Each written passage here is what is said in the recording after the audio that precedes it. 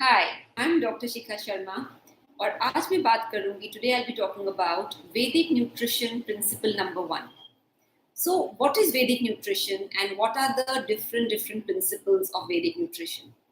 So the most important thing to understand is that Vedic nutrition is based on a very ancient science of Ayurvedic way of eating, which was the fundamental of health. So, Ayurveda means the knowledge, the treatise of having a long life.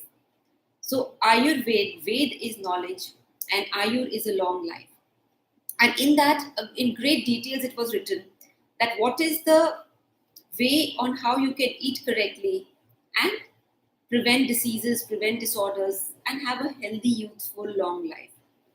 So, today in this series of videos where I will be talking about Vedic nutrition, I'll be touching about the first principle, and which is eating according to your particular bioenergy type. What is your particular bioenergy type? The energy type means that there are three dynamic forces which are active. So, the three dynamic forces which are active are: first is your bioenergy, the second is the environmental energy. The third is the food energy. That means out of these three energies which are at work, the first is your energy, the second is the environmental energy, and the third is the food energy. All three energies are interacting together to create a final result or final outcome, which could be health or disease. For example, when we talk about energies, these energies are based on the cosmos. Now, when I say cosmos, which means in Indian language is called the Panch Mahabhut.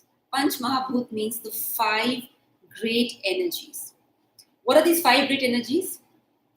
Earth. Earth is made out of water and earth. So it's a combination.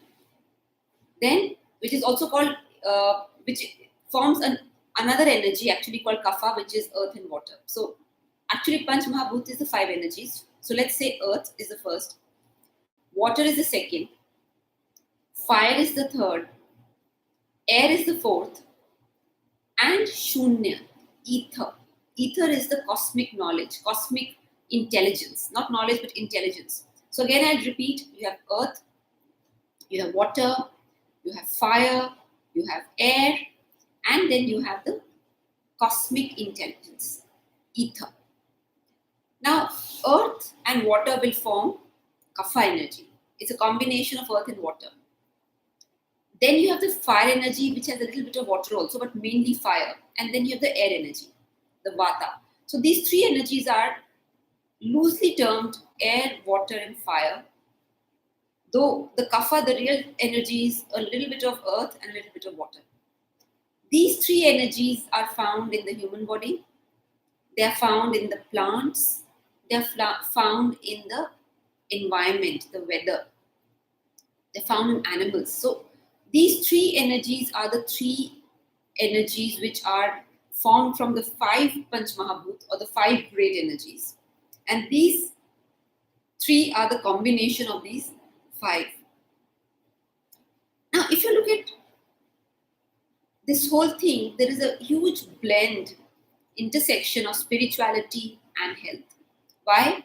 Because it is said in spirituality, as the macrocosm, so the microcosm. That means that we physically are actually part of the whole energy field which exists in plants, animals, weather. We are part of that energy field. It's that we are wired differently, we are structured differently. And this energy field is what is creating the dynamic interaction between the macrocosm and the microcosm. So the first rule of Vedic nutrition is know your bioenergy type. What is your predominant bioenergy type? If your predominant bioenergy type is more air, then the weather and the food of similar or dissimilar will affect you in a certain way.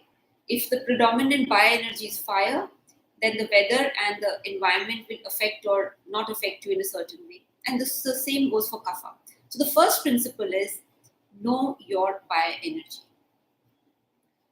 Once you know your bioenergy, you know the context of your human body in the larger cosmos.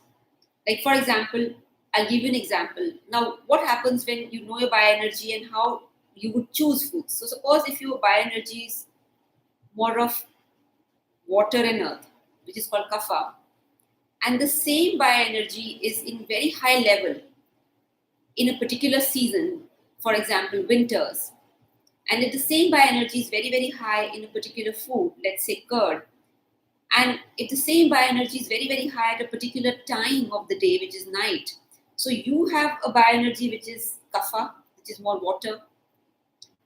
When you are eating, the food you're eating, curd also has the same high bioenergy.